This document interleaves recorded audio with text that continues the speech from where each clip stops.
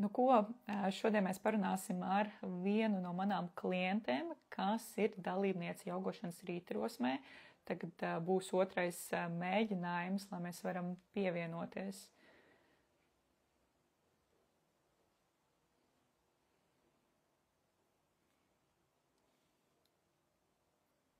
Tā, gaidam Jekaterinu.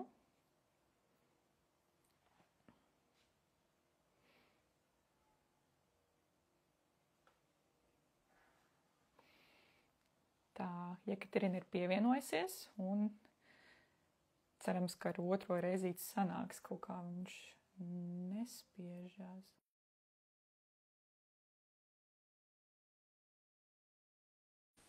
Kas tur notiek?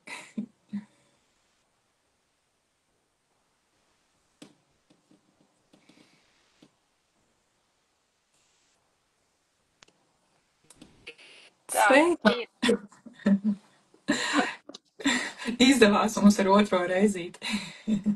Ar otro reizīti, jā, kaut kā man nesanāca iepriekšējo. Viņš man sūta, ka es esmu pievienojusies, nē, es aizsūtīju, bet Tas nezinu. normāli, man liekas, ar tiem Instagram live vienmēr kaut kādas tur problēmas, ķibeles ir. Bet kā tu šodien jūties? Kādas sajūtas? Es šodien jūtos ļoti labi. Kā vienmēr pēc rīta vingrošanas. Diezgan labs pacelēts garstāvoklis uzreiz. Mēs ar tevi tikāmies jau 6:30. Jā, tieši tā arī bija. Jekaterina, tu pie manis esi jau gadu, un tādēļ arī es tev uzaicināju uz live sarunu, lai tu varētu pastāstīt par savu pieredzi un iespējams arī iedvesmot arī citus cilvēkus, pamēģināt kaut ko tādu kā jogošanas rītrosme. Pastāsti, kas tevi pamodināja pašā sākumā pievienoties jogošanas rītrosmei? Visticamāk, tie bija mani apstākļi, jo pirms tam es gāju uz jogošanu uz klātienes nodarbībām, un tas bija 8 vakarā. Tā arī bija fantastiska pieredze un labs laiks man kā 3 bērnu mammai. Un pēc tam man palūdza, tomēr pateica, ka, diemžēl, grupa ir maza un tad nodarbības nebūšot. Un tad es sāku meklēt citas iespējas, un parasti visas iespējas bija tādas, ka pārklājās ar manu bērnu treniņiem, līdz ar to es netiku. Un tad es domāju, varbūt jāmēģina no rītiem. Bet es biju internetā atradusi vairākus piedāvājumus, bet tur bija jābrauc, tad es sapratu, ka es ļoti daudz uz darbu kavēšu, un tad es nezinu, kaut kādā brīnumainā kārtā ieraudzīju tavu paziņojumu brīnumu rīti, es domāju, kāpēc ne. Un tad es arī pievienojos, un tad vēl joprojām es esmu tur, vēl joprojām no rītiem, un īstenībā tas ir tiešām fantastisks laiks priekš manis pašas. Un no rītiem mani neviens netraucē, neviens man neko neprasa. Man liekas, tā ir tāda, maģiskā klusā stunda, kad ne telefons zvan, ne bērni tur varbūt prasa kaut ko, vai vīrs tur staigā, ka tu vari tā klusumā beidzot apstāties. Tieši tā, un īstenībā tas ir labs laiks, jo es mēģināju arī vakaros pēc taviem video vingrot, bet nesanāca, man bērns tur lien virsū un grib ar maniem kopā, un tad man nesanāk, un tad man jāpievēršās citām lietām. Līdz ar to es domāju, tie rīti ir fantastiskāks laiks. Tieši priekš manis, un īstenībā iesāk dienu, un pēc tam būt tādā nelielā pozitīvā noskaņojumā, un pat ja arī kaut kas gadās, man liekas, tās problēmas nav tik spēcīgi, tā neietekmē mani vairāk kā iepriekš. Un ir pagājis gads, un vai tu izjūti, vai tu saskati to atšķirību, kā tu jūties pirms tu uzsāki tā regulārāk jogot, jo, protams, tu vari iet uz grupu nodarbībām, tu sajūti tos ieguvumus, bet ja tu to dari tā kā konstanti katru darba dienu, regulāri, tur jābūt kaut kādām sajūtām. Kā tu jūties pirms tu sāki un kā tu jūties tagad? Es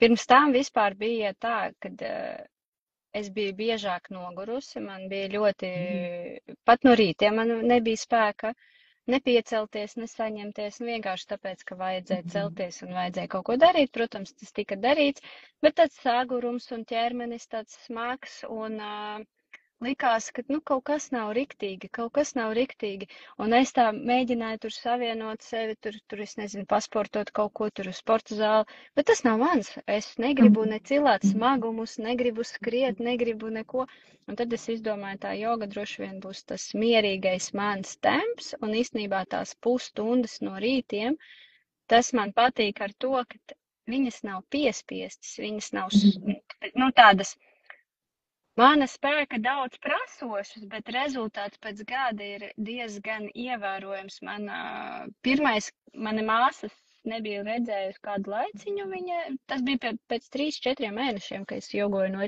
rītiem, un viņa neredzēja, tad viņa uz manīm skatās, ko tu izdarīji ar seju? Es saku, ko es izdarīju ar seju? Es neko nedarīju ar seju. Vienkārši man tā seja palika svaigāka, un tad tas nogurums pazuda, un tāpēc sāku izskatīties jau pēc 4 mēnešiem labi. Un pēc gada man arī ķermenis ir labs un labā stāvoklī, un es varu kustēties, un arī tas stīvums pazuda, kas man bija. Man ir sēdošs darbs, un attiecīgi tas stīvums bija ļoti liels. Man bija ļoti lielas grūtības nostāties suņu pauzā, šausmīgi grūti, man tur vispār nebija, un arī ar rokām atvilkt plecus atpakaļ, man likās, ka tas ir šausmas. Šobrīd es to daru ar vien labāk. Jā, es skatos tā suņu pozi jau tā kā tāda perfekta, bet tas vienmēr prasa to laiku, un tā kā tu saki no sākuma ir, tāds tu tā kā bišķītņām ej tāda, ārpus tā sava komforta, jo tev ķermenis nav pieredzes, viņš tur varbūt tām kaut kas sāp, varbūt tām ir kāds diskomforts, un no sākuma vienmēr pat ir, visgrūtāk.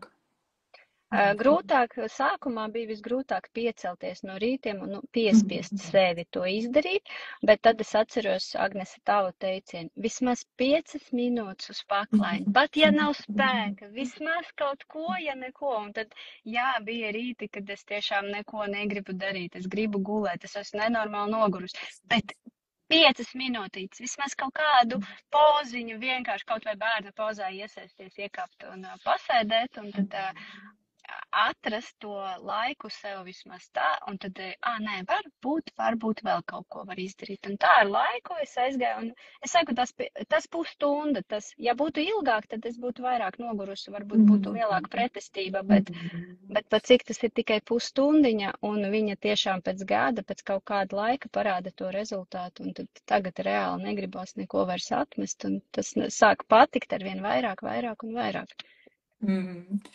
Jā, interesanti.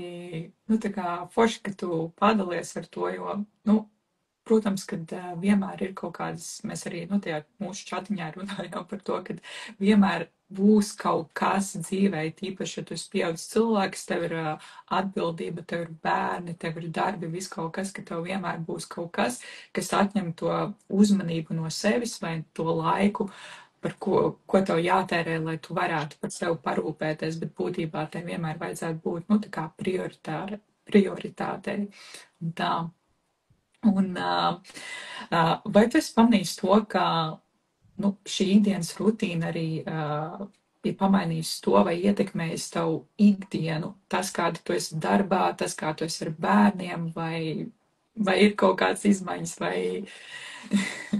Jā, es esmu vairāk mierīgāka, un es agrāk biju tāds skrējošais vāvera ritenī, teiksim tā, man vajag skriet, un tad es sapratu vienā brīdī, kad es vairs to negribu darīt, un īstenībā tā joga man palīdzēja arī iemācīties apstāties, ka to nevienmēr vajag skriet, vajag nedaudz atpūsties, atvilkt telpu, un tiešām tas palīdz arī sakārtot iekšēji emocijas, un citreiz arī uz bērna kaut kādām kaprīzēm vai kaut kādu es reaģēju diezgan mierīgāk. Un es varu pacietīgi pagaidīt, mēs varam mierīgi izrunāt, un tad es domāju, ieguvēji ir visi šajā gadījumā. Ne tikai es, bet arī bērni un vīrs. Protams. Tev kādreiz ir sanācis, kad, tā kā tu jogo un tev bērns tur pienāk klāt un sāk to pašu darīt, tā kā pievienojās tev, vai ne? Viņš drīzāk traucē, viņš grib pasēdēt blakus, un tad es nevaru vairs neko izdarīt. Es pabīdos, es saku, nu tagad tu vari darīt ar manīm kopā. Viņš tā paskatās, nē, es tā nevaru, es gribu vienkārši te pasēdēt, paskatīties. Es saku, nu labi, es pabīdīšos, tad tu paskaties.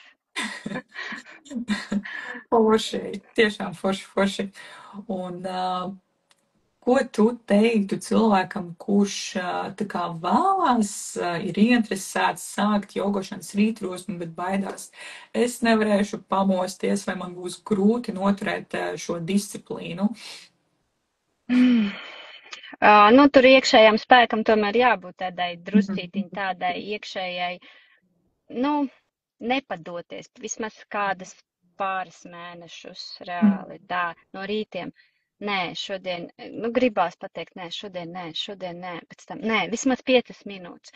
Nevajag sākt ar uzreiz ar tādu lielu triecienu, jāsāk ar mazumiņu. Un, piemēram, manā gadījumā Agnesei bija video, un kurus es citreiz tiešām izvēlējos pēc savā noskaņojuma, ko es tiešām gribu izdarīt. Varbūt es negribu neko tādu spēcīgu, tad es lēnītēm kaut kādu mierīgāku nodarbību. Un tad lēnā garā es tā ievirzījos, un patiešām pēc tam tie rezultāti sāk parādīties arī ķermenī un manā iekšējā stāvoklī un noskaņojumā. Tad vienkārši pēc tam negribas to visu atmest. Un pat no rītiem citreiz, nē, es negribu celties, nē, vajag, tas būs forši, es jutīšos ļoti labi. Tā ir, un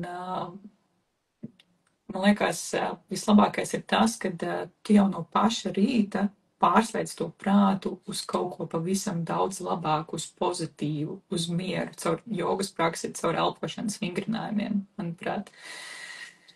Jā, tā ir, un īstenībā citreiz mani bērni arī, tīpaši man viens bērns tāds ļoti emocionāls, un tad es viņam arī saku, ka, sākam paelpot.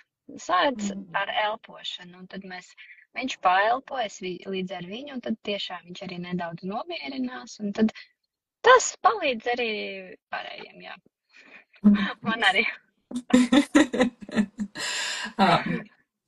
Priekš manis vienmēr ir bijis pats svarīgākais, kad caur tām, tā kā mēs arī šodien runājam par to, kad caur to regulāro jogošanas ar elpošanas vingrinājumiem, kad man ir tā iespēja iedot jums instrumentus, kas ir tie elpošanas vingrinājumi vai kādas jogas pozas vai kaut kādas prakses, kas palīdz ikdienā regulēt to nervu sistēmu un atkal atgriezt pie sevis, lai nav tā sajūta tāda, ka tu neesi kontrolē par savu dzīvi, par to, kas tev notiek un ka tu nespēji kontrolēt sevi, taču tie elpošanas vingrinājumi, gan jogošana, viņa palīdz ar to. Kā tev šķiet?